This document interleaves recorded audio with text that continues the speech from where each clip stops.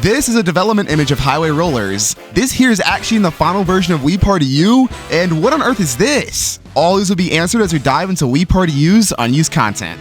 Wii Party U's internal name is NextP and is referenced throughout Wii Party U's game files, so it only makes sense that there are 3 placeholder logos for Wii Party U titled NextP in blue and pink text. Likely Play NextP as it was called are 3 placeholder Mii textures colored blue, red, and gray. Oddly enough, these Miis are neither the CPU nor the guest Miis, and I think this may have been used as a placeholder for the turn order overview of one of the party mode games like Highway Rollers or Gamepad Island, but we'll never truly know. Talking about Gamepad Island, there are a plethora of unused illustrations that would have included rule sets for the gamepad. They include a lot of white circles which I assume would indicate if a player was ready, and it was maxed out for 2, 3, or 4 players. This here is the only graphic to include the OK symbol below each white circle, and it seems a bit odd that only 5 circles are here as well. A few of the graphics even include a Wii U gamepad prototype seen at E3 2011, and oh, that's ugly. I'm gonna need a palette cleanser from looking at that prototype. Luckily, there's a strange set of icons for the player 5 pointer in the game files. This is a bit odd as it suggests the Wii U gamepad would have more features than Wii Party U, or maybe even there is a 5th remote plan to use for the Wii U, but I highly doubt that. There also exists the minigame status textures and the turn graphic for potential player 5. Here's a mock-up graphic put together by Glorious Glider 8 with the graphic in action, including his Mii. I forgot where I found this texture, but there's a very creepy, low-quality, poorly lit surprise face of a Mii left over in game files, titled Mii 128. I found this texture at 5 AM and it genuinely freaked me out. And the files for the bulldozer are a plethora of really old title textures. All of these have fade in and fade out animations, but the old font and lack of graphic effects make them look really odd. This font reminds me of the unused finished bonus texture from Mario Party 9, and oddly enough, these textures include the cursor icons for Wii Party U, which were not used for the game, implying that the rules for the bulldozer may have been a bit different. Textures titled Tilt, Not Shake, and Service Ball all support this theory. Moving on to the unused audio, we've got 1 unused jingle, 2 unused songs, and 2 alternate versions of used songs.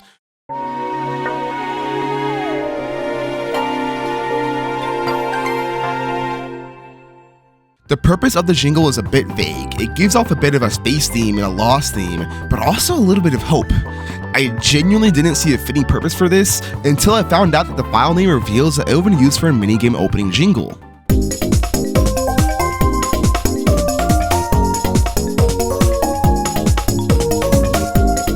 This is an alternate version of the Tabletop Foosball opening song. I must say, however, I only found the original song while researching for this video, but my god is it fire.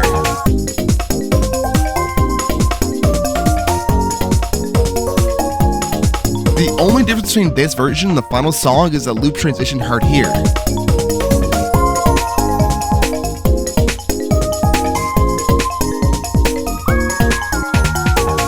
This is the version heard in the final game.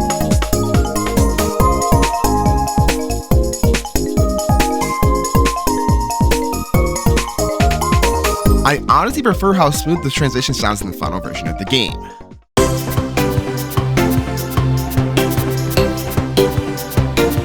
This is an alternate version of the Lap Happy theme heard in-game. The tempo is a bit slower, the chords and bass are a little bit less aggressive, and there's no B section for this song.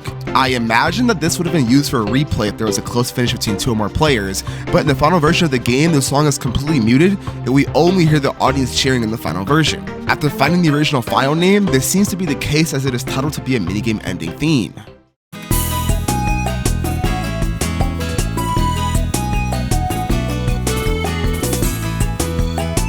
This song gives off the vibe of an opening song for a game with the aesthetics of Gamepad Island, given how short it is, but I could also see it fitting perfectly with a game like Shutterbird.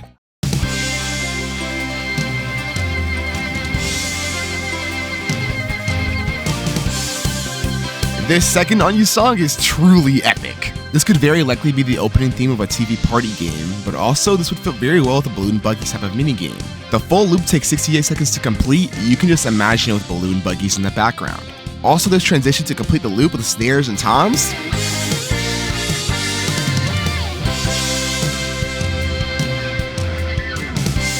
Ooh, that's beautiful.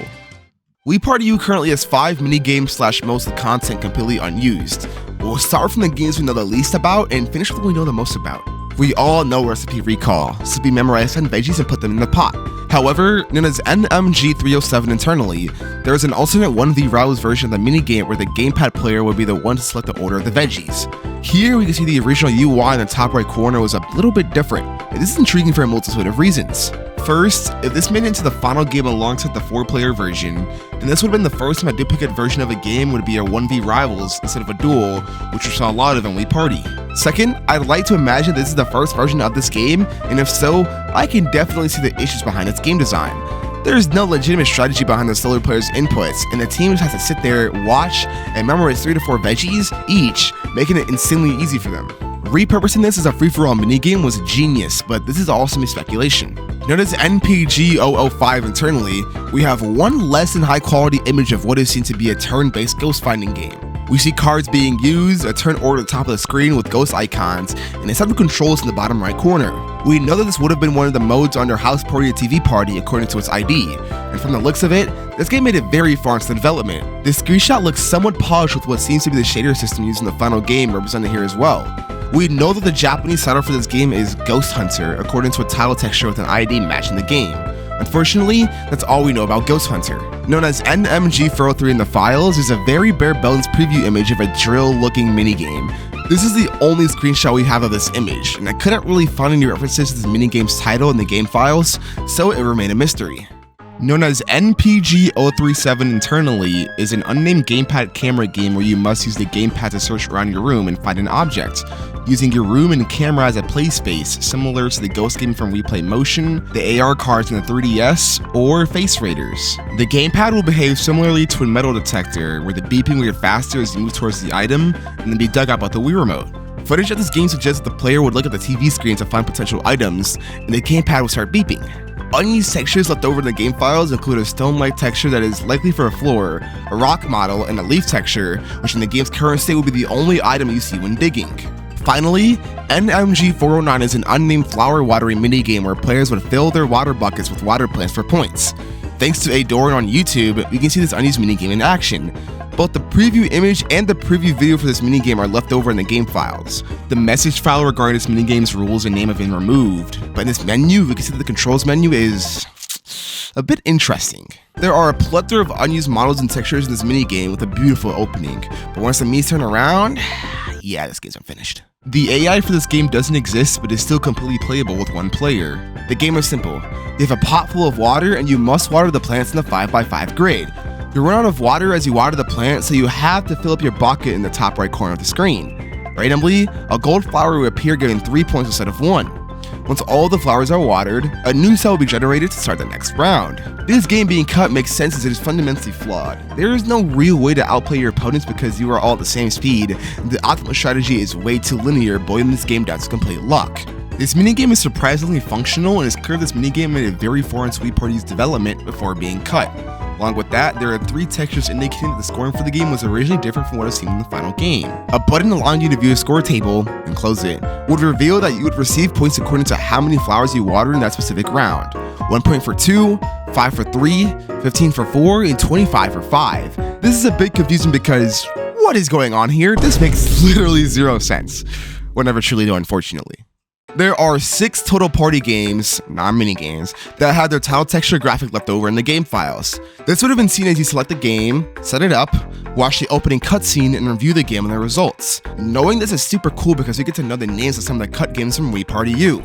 Going in order of the minigame IDs, NPG005 was titled Ghost Hunter, but I've already covered this by going over the game's preview screenshot. NPG013 is titled Aisho Cheku, which roughly translates to compatibility check, according to the most credible translator on the internet. You know it, you love it, it's Google Translate. Bruh. I would imagine this game would be similar to Friend Connection as it shares the same Japanese name. However, the song that would have been used in this mode is left over in the game files. Take a short listen. That's right, Tabletop Foosball's opening song shares the same game ID as this cut game, but this is actually the alternate version of the song, not what's heard in the final game. This honestly makes sense because this song is optimistic and electric, compared to the rest of the tabletop games where it sounds like you're about to go to war. Like, come on bro, we're playing the Wii U. NPG015 was titled Shinkei Suijaku, which means nervous breakdown. Dude, we're playing the Wii U. What on earth could they have been cooking up here? NPG 019 was titled Pachi Pachi Rizumu, not to be confused with Dance With Me, which is titled Folk Dance in Japanese release. This could have been a legitimate rhythm game in Wii Party U according to the title. NPG 025 is titled Doki Doki Tachi, which means heart pounding touch. This title is genuinely so vague. I have no idea as to what this could have been alluded to. It's clear that this game and the previous three did not make it very far into the development due to the title's graphic design. Compared to the Bulldozer's graphic, for example, the gradient colors are inconsistent and the font is completely off with two of these, and some are as high quality as you'll see in the final version. Finally, NPG 034 is titled Minigame Dabi, which is just Minigame Derby, not to be confused with Battle of the Minigames. It would have been cool to see something like Mario Party 5's Minigame Decathlon, but when I hear Minigame Derby, I honestly just think of horses. Okay, now we're on to my favorite part. Every Wii Party U game has a preview image for the game rules, but left over in the game files is a screenshot of almost every game it was still in development. Strap in because we're going to be here for a while. Going in order of the IDs, NPG 003 Team Buildings ID is literally just poker even down to the aesthetics. This makes sense because the game follows the rules of poker and is literally titled Me Poker in the Japanese release of the game. From the looks of it, this is surprisingly close to the final rules of the game, as players have to play in order their minigame placement and receive points based on their hands at the end of their turn. So in total, at this point of development, it was still the team building we know and love today, but with poker aesthetics. NPG 004, Lost and Found Square, looks very similar to its final version. The only noticeable differences are that the gamepad player's corner of the screen is a black background and the Me icon backgrounds are fully enclosed, unlike the final version. There's also a small rectangle in the top right corner of the screen, but that was likely for debugging. NPG 006, Button Smashers, doesn't really have any noticeable differences, which makes sense because the game doesn't really have a lot going on the TV. The cutoff for the wrist strap is visible at the very bottom of the screen though, unlike the strangely long strings in the game's final version. NPG 007, Feed Me, reveals that the game's rules were slightly different in development. This game shows 3 Miis with 2 circles each, and the top of the screen with text saying, Guest C is currently placing an order, Other, with the remaining text scrolling being cut off. This is just weird, I'll be honest. It's possible the customers were limited to just 2 options each, and they're forced to take turns to the cashier put their order into the gamepad. Whether or not my assumption is true, I'm glad that the final version is different because this game can get very chaotic, and we would have been robbed of this moment. Fish burger, I believe that was NPG 008, Name That Face is really weird, I'll be honest. First off, Wario, and a render from Super Mario 64 DS of all games.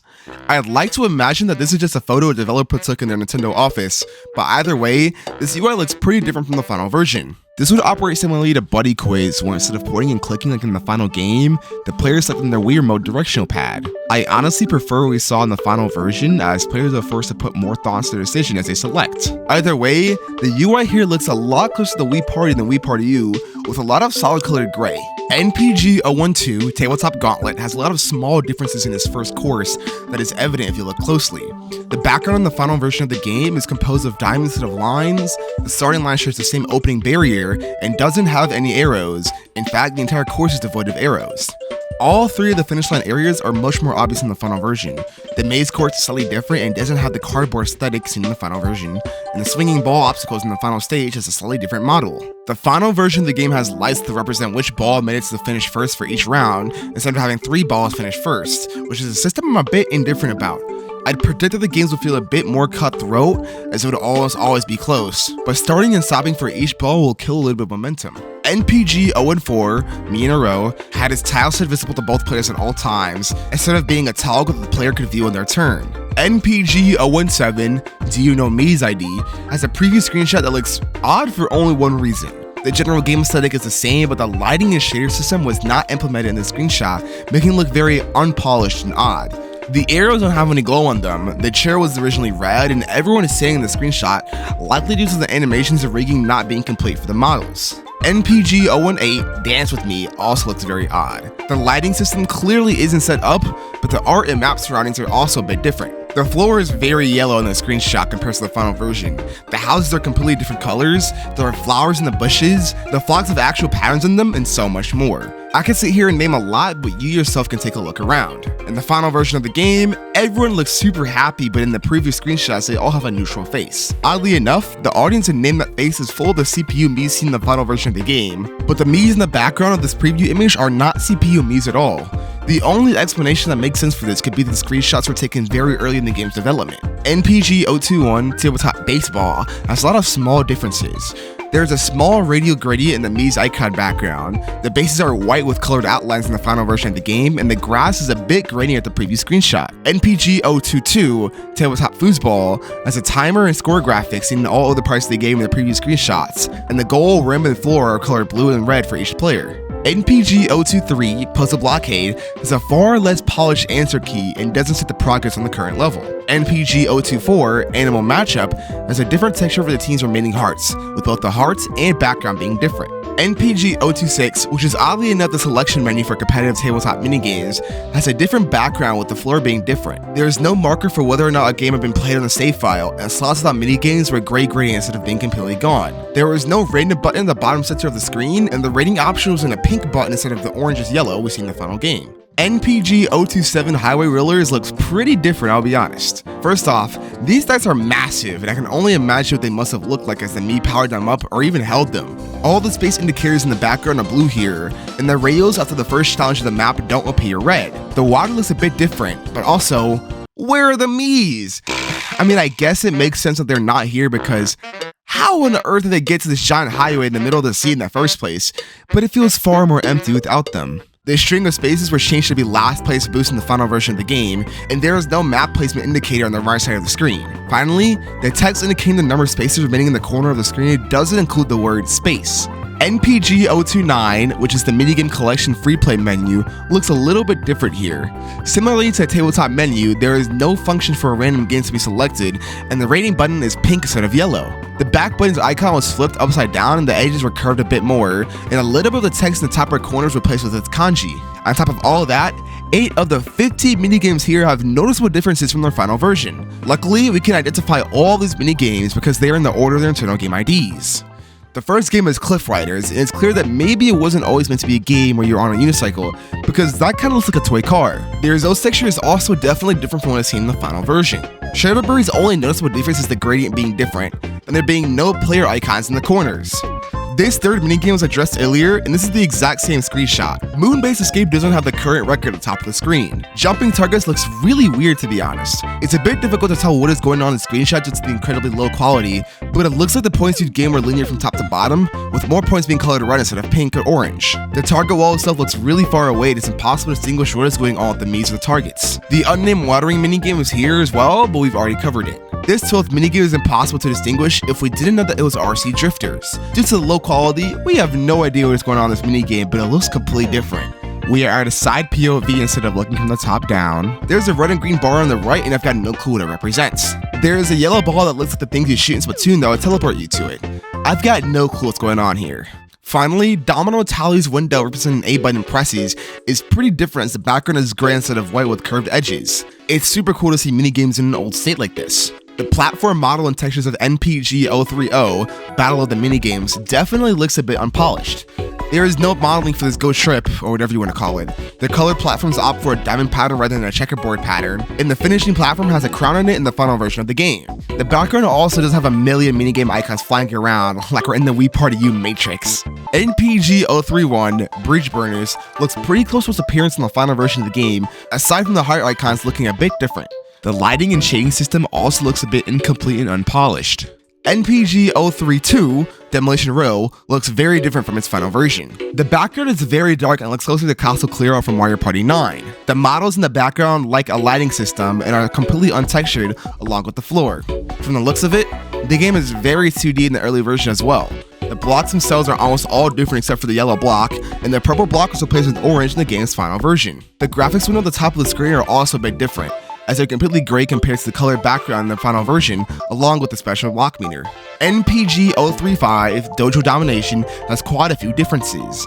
Both of the graphics at the bottom of the screen look different. The score is a completely different color, and the text representing the difficulty is missing. The camera is slightly further back, points is slightly further down, and is higher up, giving us what appears to be a larger view of the room. The walls were painted blue instead of the tannish color seen in the final version. The wood on the walls is a bit darker in the final version, and the graphic in the back representing the master is slightly different. The robes the Miis are wearing are a little bit darker in the preview, and is that Party Phil? What is he doing over there? He should be helping us.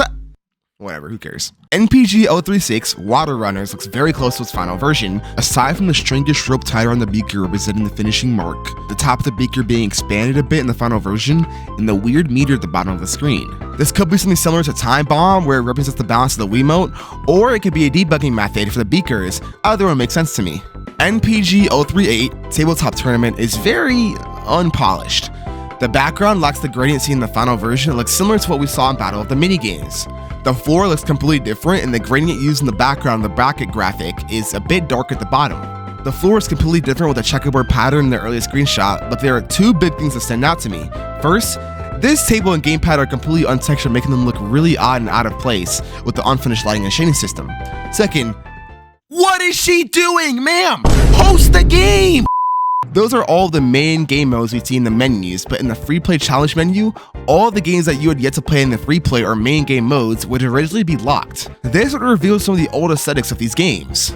NPG 602 Free Play Balloon Poppers looks drastically different from its final version. The graphics suggest it would have been 4-player, but I actually think this is just a placeholder for the 1-player version, and this can be applied to all of the games in this section. The arena itself looks closer to a boxing ring, and each player would have had 2 lots instead of 1, like we see in the final version. The camera is pointing pretty far down, the floor looks like a wood texture, which is a bit odd for a boxing ring. NMG 603 Free Play Snap Judgment looks really odd in all honesty. The game rules look the exact same, but once again with 4 players instead of 1. The background looks completely different though. It looks more like a child's playroom rather than the game show aesthetic we see in the final version of the game. The meter at the top of the screen representing the round number is curved on the edges in the final version of the game, and the lighting and shading system looks incomplete at this point in the game. NMG 604 Free Play Apple Scramble looks very similar until you start paying attention. The camera's pointing up, the wall is like a lighting system, and there's a lot of greenery missing. The floor texture looks a little bit different and the objects themselves are a bit off. These spike balls are a lot brighter, which may have been hard to distinguish from the apple, and some of these apples look yellow. I can't really tell what they are.